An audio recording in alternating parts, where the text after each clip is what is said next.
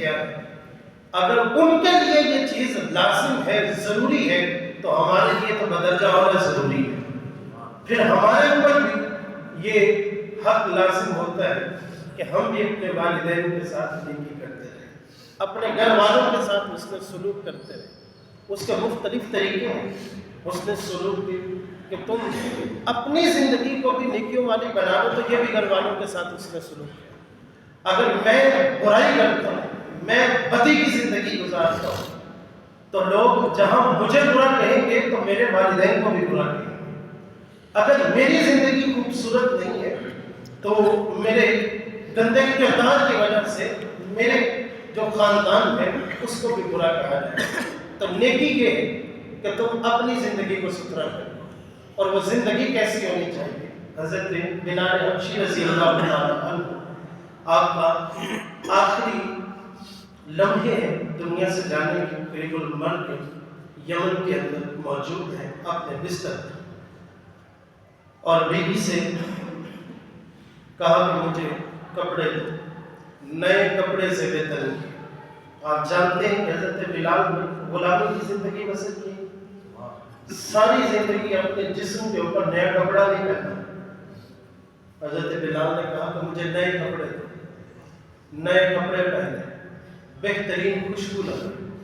تو بیوی نے کہا کہ بلال ساری زندگی غلامی کی گزاری، پرانے کپڑوں میں گزارتی، آج جب دنیا سے جانے کا وقت آیا تو آج نئے کپڑے بھی پہن لیے، خوشبو بھی لگا لی۔ تو کپڑے تو لوگوں کو دکھانے کے لیے پہنے جاتے ہیں، دکھایا جاتا ہے کہ میرا اسٹیٹس یہ ہے۔ تو کہا کہ آج کیا فائدہ؟ حضرت بلال نے کہا کہ مجھے نئے کپڑے دو، مجھے بہترین عطر دو۔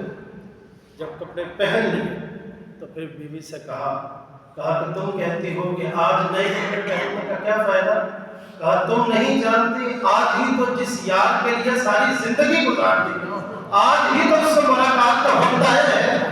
تو بلال آج بھی نئے کپڑے میں پہنے، بلال آج بھی خوشبوئیں نہ لگائے، ساری زندگی تو اس کے لیے گزار دی، عہد کی صدائیں لگاتا رہا، ریگزاروں کے اوپر اور مشکلوں اور مشقتوں کے اندر زندگی گزار دی۔ آج اس خدا سے، خدا کے محبوب سے ملاقات کا وقت آیا ہے، بلال نئے کپڑے نہ پہنے۔ وہ کیا کہا تھا کہ قدموں میں جبھی کو رہنے دو، اور پھر جو ہے کہ قبر میں سرکار آئے تو میں قدموں پر گروں، گر فرشتے بھی اٹھائیں تو میں ان سے یوں کہوں، مر کے پہنچا ہوں یہاں اس دل ربا کے واسطے۔ یار زندگی کا مقصد ایسا ہونا چاہیے، زندگی ایسی گزارنی چاہیے کہ جب جانے کا وقت ہو تو پھر کسی قسم کا شک اور شائبہ نہ ہو کہ میرا انجام کیا ہوگا۔ آپ کو یقین ہو کہ میں کہاں پہنچ رہا ہوں، آپ کو اتنا یقین ہونا چاہیے کہ یار زندگی کیسی گزاری ہے، کسی کے ساتھ زیادتی نہیں کی، کسی کے ساتھ جو ہے وہ بدکاری نہیں کی، کبھی جو ہے وہ کسی کو دھوکہ نہیں کیا، میں نے ہمیشہ تلاوت قرآن کی، میں نے نمازوں کی پابندی کی۔ تو زندگی ایسی گزارنی چاہیے۔ تو یہ بھی گھر والوں کے لیے ایک نیکی ہے، گاہے بگاہے آپ یہاں پر حاصل ہوتے رہتے ہیں۔ تو اس لیے مختلف پہلوؤں سے آپ کے سامنے چند ایک باتیں رکھنے کا موقع میسر آتا ہے۔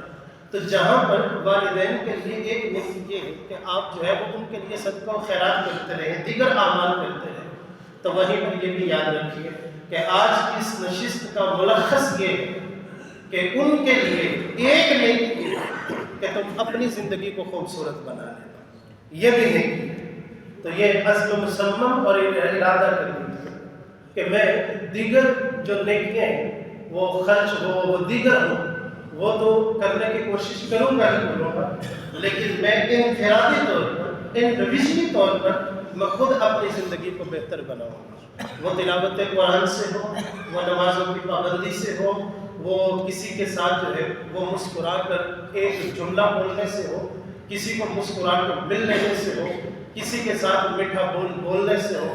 تو میں انفرادی طور پر اپنی زندگی کو بہتر سے بہتر بنانے کی کوشش کروں گا تاکہ اس کا ثواب بھی میرے اہل خانہ کے لیے جاتا رہے۔ خالق کائنات آج کی ہماری اس کوشش